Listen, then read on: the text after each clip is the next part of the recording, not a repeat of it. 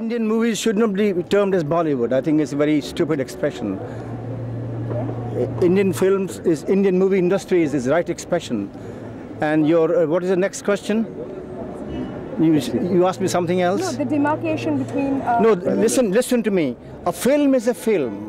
There's a good film and a bad film. There's a film with a big budget, there's a film with a small budget. There's a film with big stars, there's a film with small stars. A film has to be seen by the maximum number of people. If films are not seen by the maximum number of people, the message does not go home. It's not meant for classrooms, it's not meant for small film.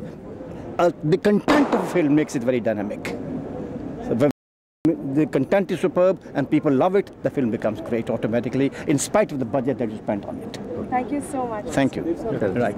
Yeah. Festival in Bombay will be successful. I think so. It should have been successful. I think they lacked some finances. If people came on financing them, I think, because Mumbai is the home of Indian cinema, and there's no reason why the International Film Festival should not take place in Mumbai every year.